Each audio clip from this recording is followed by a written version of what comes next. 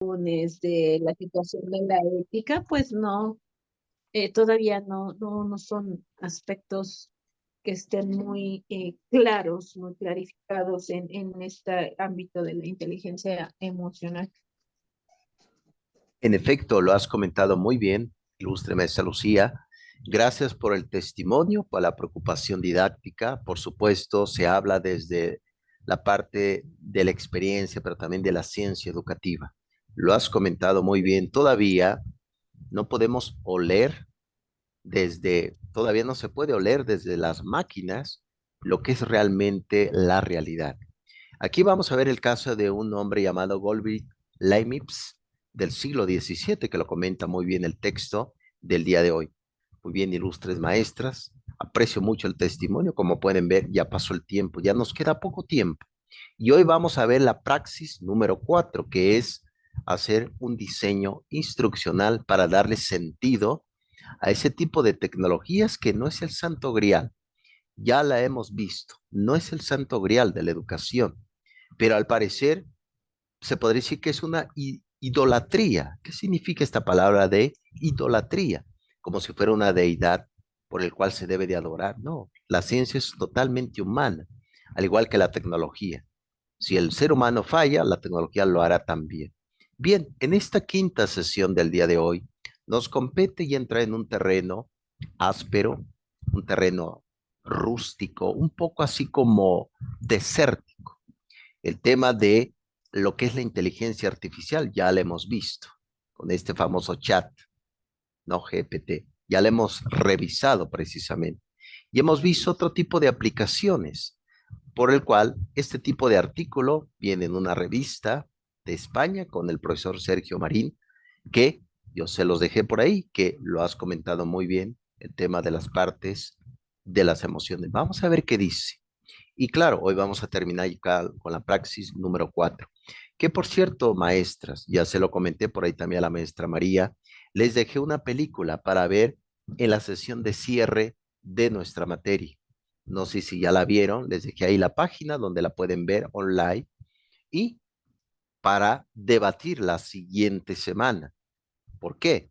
Porque ¿cómo es posible que se enamore uno de una computadora, de una máquina, etcétera? Está aconteciendo. Y eso podemos decir, como muy bien comentó la maestra María, el agotamiento moral, pero yo podría decir también un agotamiento de la realidad. Como la realidad no me gusta, como la realidad, esta realidad donde estoy no es suficiente, voy a hacer otra realidad alternativa, quiero otra realidad alternativa. Por eso surgió el metaverso, por eso surgió Second Life. Haré un avatar que sea perfecto, entre comillas, de la visión griega, donde lo importante era la belleza. Recuerden que los griegos asociaban la belleza con la inteligencia. Entre más bella era una persona, mayor era su inteligencia. Claro, el que vino a tirar ese tipo de paradigmas, de modelos, fue el propio Sócrates. Sócrates fue feo, feo, muy feo y muy panzón, por cierto.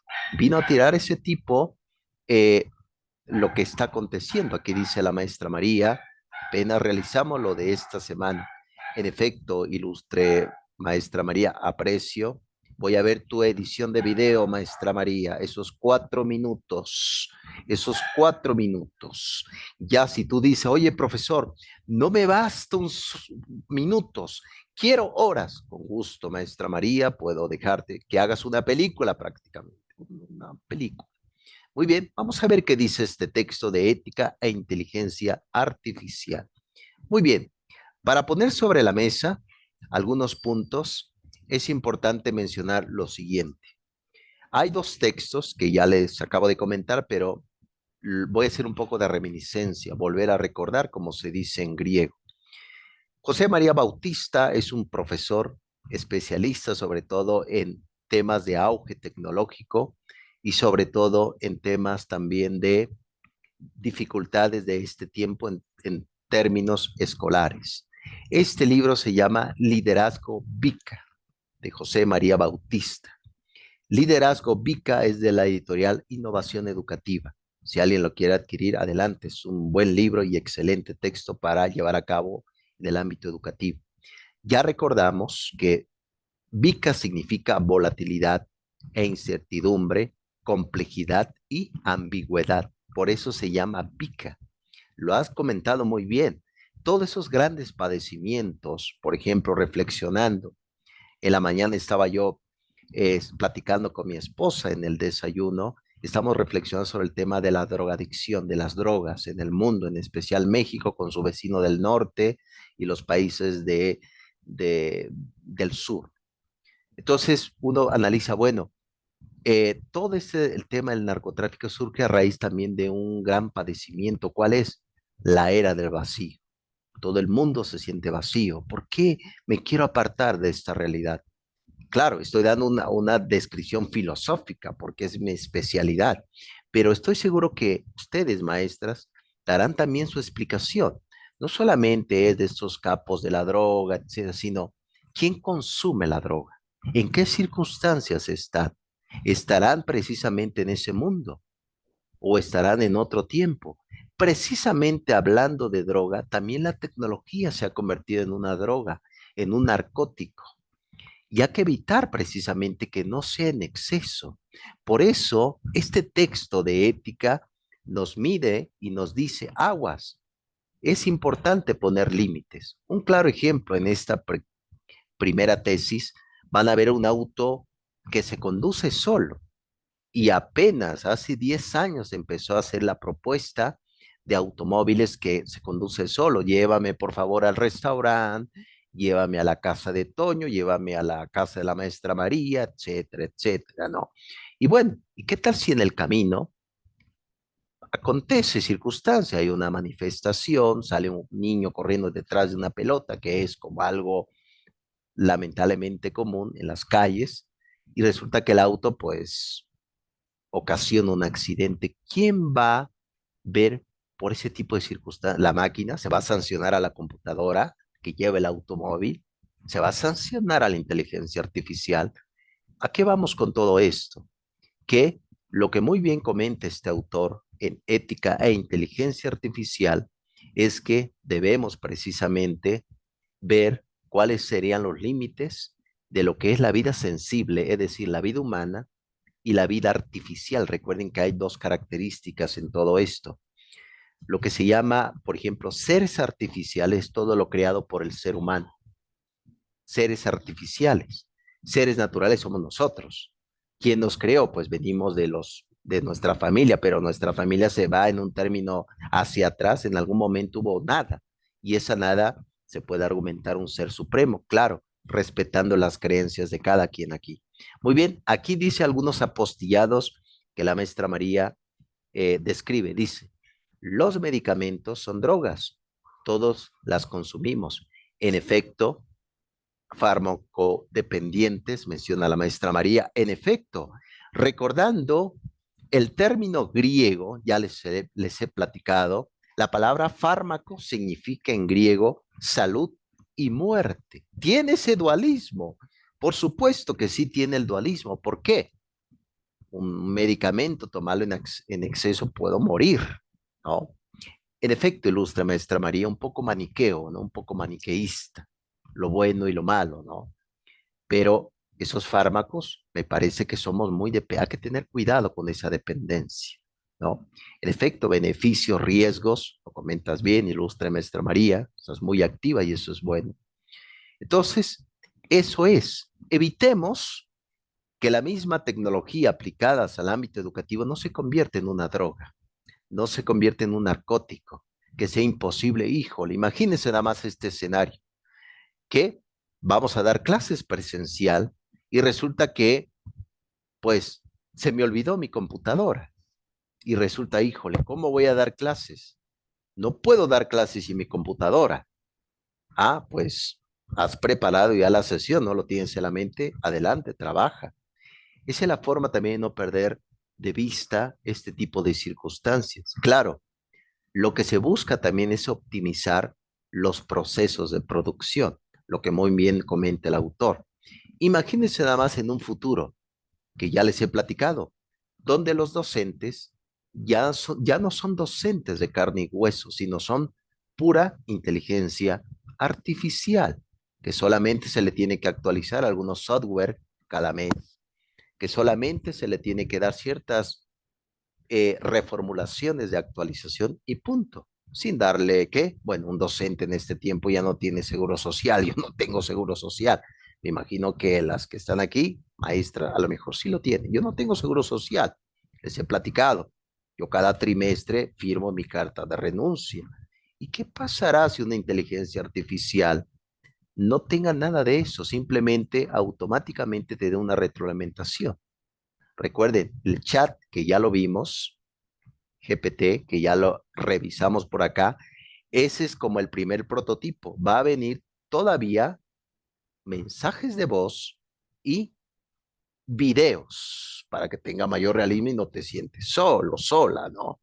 Esa es como la primera antesala.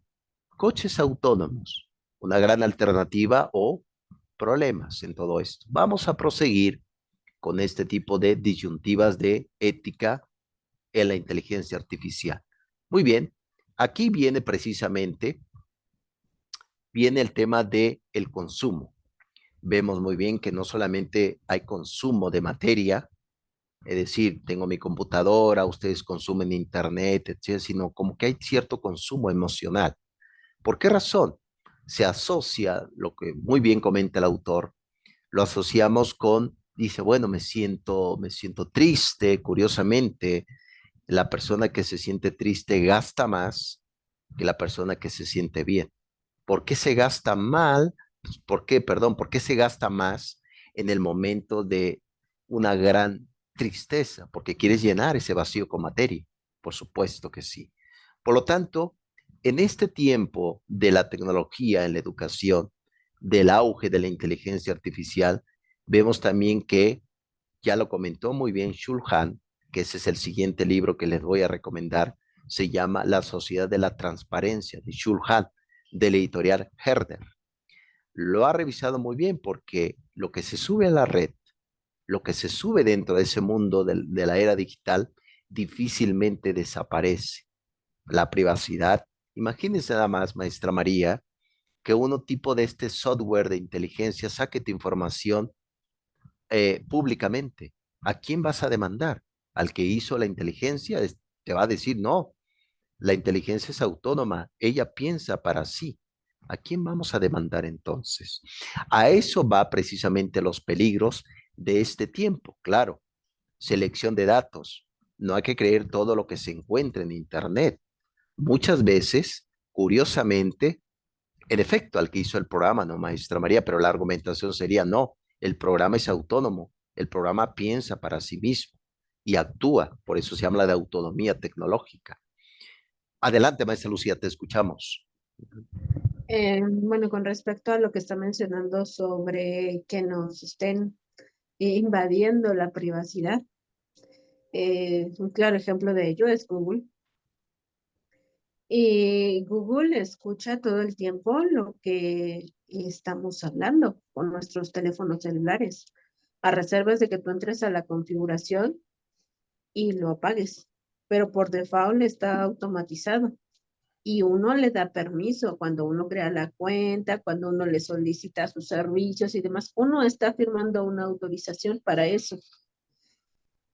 Y si tú quieres ir más allá y restringirle todos estos permisos a los que le estamos otorgando a esta plataforma, pues entonces vamos y los cancelamos, ¿no? Los denegamos para que nos dejen de estar escuchando, para que tengan acceso a nuestros contactos, a nuestras imágenes, a nuestros videos, a nuestras llamadas, a los mensajes de texto, a nuestras aplicaciones. Tan es así que muchas de las plataformas están comunicadas entre sí.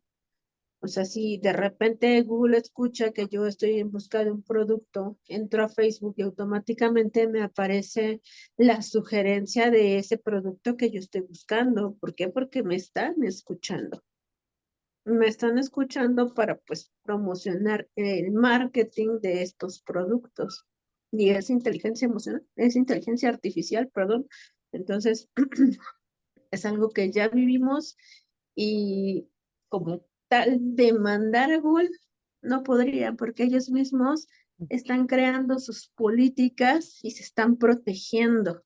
Y al momento de uno solicitarles el acceso a sus plataformas porque son los medios de comunicación actuales, pues desde ahí nosotros estamos autorizando muchas cosas.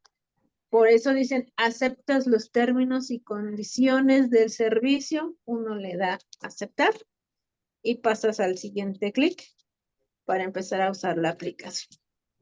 Y así con todas las aplicaciones, las páginas a las que accedemos, estamos dando permiso consciente de todo este tipo de procedimientos de inteligencia artificial.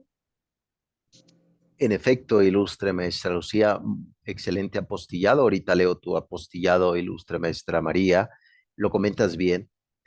Solamente para, inclusive, quieres descargar el WhatsApp a tu celular, te pide también que la configuración, ¿no? Que va a ver tu documentación, etcétera. Este tipo de aplicaciones ya viene ya dentro incluido de este tipo de inteligencia, se podría decir entre comillas, porque el inteligente es el ser humano. Ojalá que así sea y esa es la propuesta del día de hoy. Una máquina carece de sentimiento, lo ha comentado muy bien maestra Lucía. Entonces se trata también de poner límites, de saber poner límites. En este tiempo, claro, te escuchan, ¿no? Es como si la computadora, la máquina te escuchara, ¿no? Han recomendado, inclusive lo he platicado con mi esposa, que hay que taparla cuando tú no estés ocupando tu cámara, hay que ponerle por ahí algo para taparla, porque si no es posible que te estén viendo, ¿no? En ese tipo de panóptico, como decía Jeremy Bentham, ese panóptico que te vigila y como que está también inventando términos de consumo. Esto lo necesito en este momento. Pero, ¿qué tal si no es así? Lo comentas bien, ilustre maestra Lucía. Muy bien, me gusta que vamos caminando, se dan cuenta, esto se va volando. Voy a leer los apostillados de la maestra María. Aquí dice en efecto el término de bien o mal, cuando vimos el tema del fármaco. El que hizo el programa, en efecto, eso es como, pero ya lo argumentó muy bien la maestra Lucía, ellos pues tienen ya su política, ¿no? Tú en el momento de aceptar eso es como si firmaras que estás de acuerdo, por lo tanto, no es mi problema, ¿no? Etcétera, etcétera. ¿Un humano se hizo rico por hacer totalmente el programa? Claro que sí. De hecho, hablando del programa del inicio de la inteligencia artificial, lo estamos ubicando en 1956. Recuerden que en ese tiempo surgió lo que se va a llamar estilos de aprendizaje, surgió también lo que se va a llamar microenseñanza en la Universidad de Stanford. La microenseñanza va de la mano con micro online, es decir, la microenseñanza, el docente se graba a sí mismo para poder ir mejorando su práctica docente. La microenseñanza viene de la escuela de Stanford. En ese tiempo también el profesor John McCarthy llevó a cabo también un tipo de concepto y curiosamente, maestra María, maestra Lucía, maestra Janet, lo toma de la idea de Leibniz. Recuerden que Leibniz lo ha de conocer muy bien la maestra María, siglo XVII, un gran matemático. Él llegó a decir y afirmar, todas aquellas cosas que el ser humano no puede hacer, la va a hacer una máquina. Claro, en esa época, como tal, no se conocía el término de computadoras, pero a partir, fíjense, si se dan cuenta, tiene ya años este término de ir trabajando el término de inteligencia artificial. Y en efecto,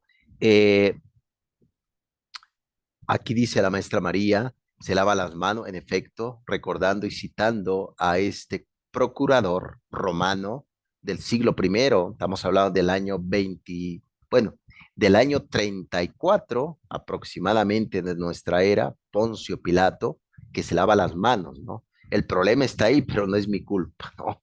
En efecto, aquí dice la maestra María, cuando se entra a una cirugía, también firmas para que te realicen la cirugía.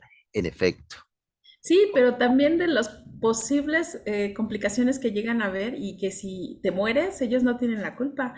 También firmas, pero también dentro de las normas, este, pues hay ciertos parámetros donde ellos tienen que especificar que no hubo negligencia. Y de igual forma tienen que ser ese tipo de regulaciones cuando nosotros aceptamos entrar en algún programa y esa regulación y esa certificación debe de tener un cierto parámetro para que ellos también tengan responsabilidades.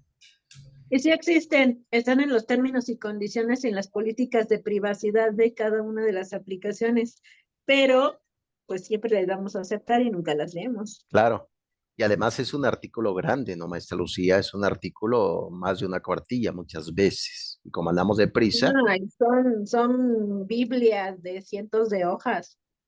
exacto, yo me vi muy limitado con una cuartilla, en efecto, son más cuartillas, ¿no, maestra Lucía? Así deberíamos, inclusive, ¿no sería caso conveniente que si, Entonces las normas para los directores se tienen que reformar para que se protejan más. Hay que Sí, cambiarlas no solamente para los directores, también para para los todos docentes. El nivel nosotros. de responsabilidad que se tiene ante ciertos eventos deberían estar muy bien normados. Y una de las situaciones, porque los protocolos de actuación, pues sí son claros, porque tenemos protocolos para todos. Para todo tenemos un protocolo bajo el cual, bajo cierta circunstancia, tenemos que proceder. Sin Entonces, embargo, el mal está recae, en actualizar nuestras normas y protocolos para que no nos causen responsabilidades ajenas. sin embargo, esta situación de los protocolos tiene un talón de Aquiles muy grande, porque a la hora de llegar al deslinde de responsabilidades, es mi palabra de servidor público contra la palabra del padre de familia. Y a quien le creen más por derecho supremo es al niño y al papá. Pues prácticamente es al papá porque pues el niño es menor de edad. Y aquí quien decide y habla y pues tiene toda la toma de decisiones es el padre de familia. Entonces es mi palabra contra la tuya, porque desafortunadamente en las escuelas no tenemos cámaras que comprueben cuál fue nuestro proceder y nuestro actuar ante cierto evento. Por ejemplo, yo ahorita tengo un caso de una niña en un grupo en donde la pequeña reportó que tenía una taquicardia que le causaba dolor en el pecho. La niña reporta este dolor en su casa. eh, la niña se comenta a la mamá que se durmió, después otra vez sintió este dolor en el pecho, una situación pues muy extraña, anómala, extraordinaria en su salud, nunca había presentado este tipo de circunstancias. La llevan al médico familiar y le dan la indicación de que pues tiene que ser revisada por un cardiólogo infantil, quien le dé un diagnóstico a esta anomalía que está presentando. Esto pasa entre 1 y 3 días en su casa. Entre estos 1 y 3 días, la niña asistió a la escuela, pero la mamá nunca reportó nada. Nunca nos dijo que la niña se sentía mal, que estaba presentando un dolor, una afección cardíaca, que ya estaba teniendo un seguimiento médico, hasta que de repente la niña empieza a sentir el dolor en la escuela y le dice a su maestra lo que está ocurriendo. Automáticamente corremos a hablarle por teléfono a la madre. Porque si a esa niña le pasa algo dentro de la escuela, es nuestra responsabilidad. en efecto, Siendo que la mamá no informó, siendo que la mamá no dio un antecedente de este hecho de salud de su hija. Y a la niña se le puso a hacer actividad física. Y si a la niña le hubiera dado un infarto allá en la escuela, en efecto, ilustre maestra los Lucía, certificados médicos no son obligatorios. en efecto, Sí se piden, contestándole, pero por ejemplo, desde que se pidió ese certificado médico, a quienes lo entregaron oportunamente fue en agosto. La niña no había tenido ningún síntoma hasta apenas hace una semana. en Y la mamá no efecto, informó. en efecto, ilustre maestra Lucía, ¿qué les parece, maestra? Ya se va a terminar la sesión. Claro, esto es ajeno a mí. ¿Qué les parece que salgamos? Igual esperamos la metodología, volvemos a entrar y seguimos con este caso, porque les voy a hablar un poco de la razón instrumental. Ahorita regresando, vamos a argumentar en qué camino va la ciencia tecnológica en la educación y en qué camino va el ser humano. Ahorita lo vemos, ilustres maestras. Excelente.